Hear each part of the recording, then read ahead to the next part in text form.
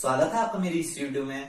आज इस वीडियो में हम विश्व के सबसे ऊंचे 8वें बड़े टिहरी बांध के बारे में बात करेंगे, जो एशिया का सबसे ऊंचा तथा भारत का सबसे ऊंचा बांध है।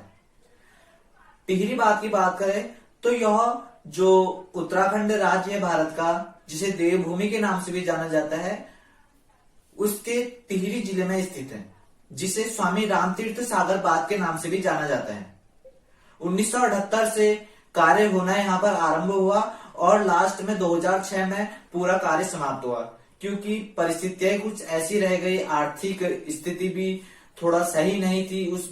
ऐसा बजट लाना था और कई जो भू आकृतिक घटनाएं, भूस्खलन वगैरह जैसी समस्या से घटित होकर जो टिहरी बांध का निर्माण में इतना लंबा समय लग गया।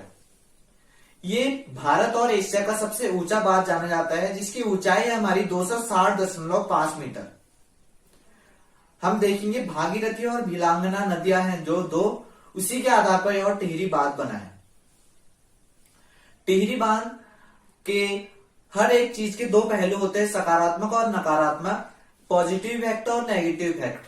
तो एडवांटेजेस देखें, पॉजिटिव इफेक्ट देखें तो 2400 मेगावाट का जो बिजली का उत्पादन यहाँ पर किया जा सकता है और मंजूरी अभी 1000 मेगावाट की मिली है।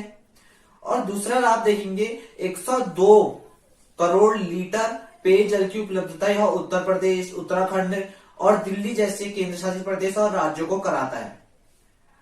और लगभग हमारा जो 2,70,000 हेक्टेयर की भूमि सिंचाई होती हेतु इस पानी का प्रयोग किया जाता है इस डैम के माध्यम से।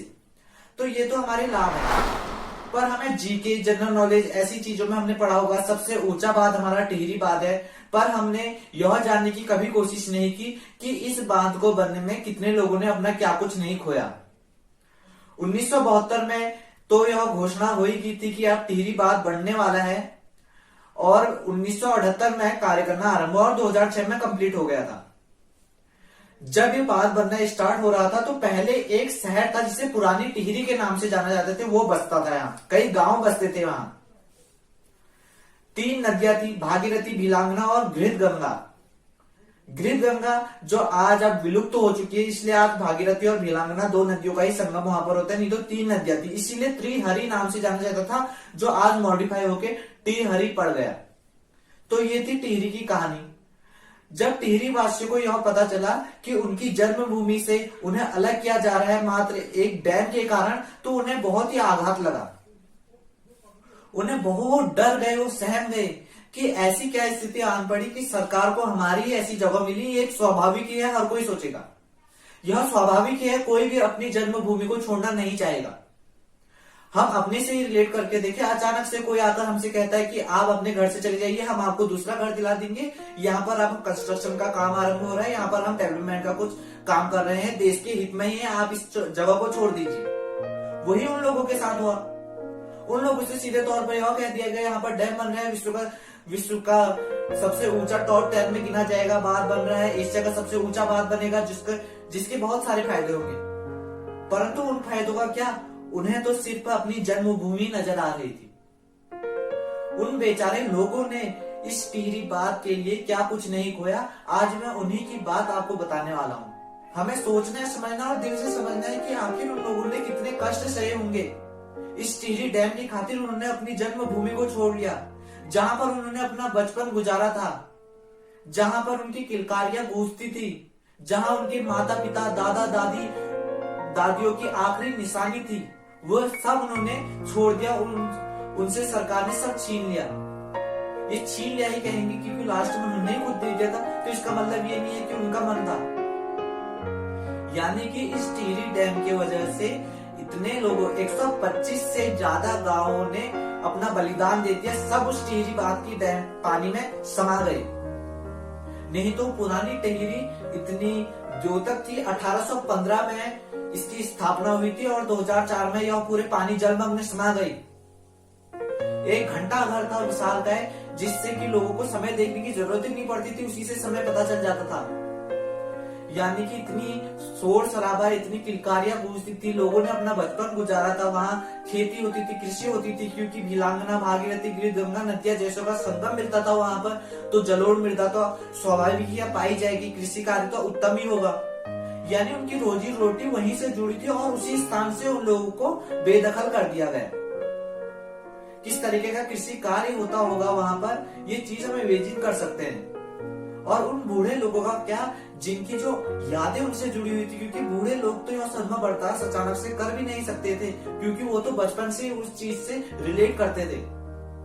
तो उन लोगों को मजबूरन में आकर पुरानी टिहरी छोड़कर देहरादून बसाया गया, ऋषिकेश बसाया गया, नई टिहरी में बसाया गया।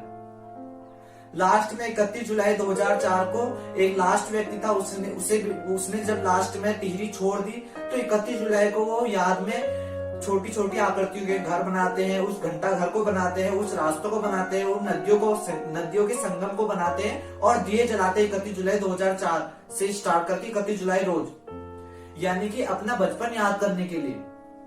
क्योंकि बचपन आपने भी जिया है, मैंने भी जिया है, तो हम जान सकते हैं कि बचपन की यादें कितनी सजो कर रखनी चाहिए। उस स्थान को कभी नहीं छोड़ना चाहिए, चाहे कोई भी दलाल आकर हमसे कह दे कि ये जमीन आप बेच दो, आपको इतना प्रॉफिट होगा, क्योंकि आजकल कमीशन खाने वाले हमें बहुत ज्यादा मिल जाएंगे।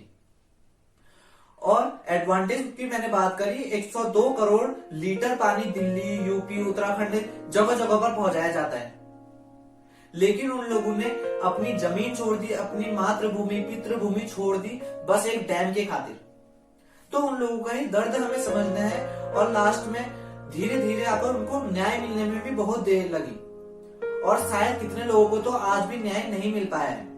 सुंदरलाल बहुगुणा एक अच्छे नेतृत्वकर्ता के रूप में उभरे, उन्होंने भी बहुत आवाज उठाई, बड़ी बड़ी दाढ़ी, बड़े बड़े बाल उनके थे, पर जब उनकी भी बात नहीं सुनी गई, कई लोगों ने आवाजें उठाई, उनकी भी बातें नहीं सुनी गई, तो लास्ट में उन्होंने भी अपनी दाढ़ी बाल सब मुंडवा दिए और उन्होंने कहा यह गंगा की हत्या है, यह विकास क्या जो हमारा गांव हमसे छीन ले। कई लोगों ने तो यह भी कहा, कई लोगों ने अपनी बातें शेयर की, अपना पूरा बचपन शेयर किया, हम देख सकते हैं। और नरेंद्र सिंह नेगी जैसे उत्तराखंड के लोक गायक, उन्होंने कई गाने भी लिखे टिहरी पर, और एक सुप्रसिद्ध गाना हे विधाता वाला भी इसमें टिहरी डैम के लिए ही बना है, कि उन लोगों का दर्द यहाँ पर दिखाया गया है। हमने देखा कि किस तरीके से टिहरी डैम के एडवांटेजेस हैं और किस तरीके से इसके नकारात्मक प्रभाव लोगों पर पड़े, जिन्होंने अपना परिवार के साथ साथ वो जन्मभूमि खोई, वो पितृभूमि खोई, मातृभूमि खोई। तो इसी के साथ हमें जरूरत है समझने की उनकी भावनाओं को, कि इतना बड़ा सेक्रीफाइस उन्होंने एक डैम के खातिर किया।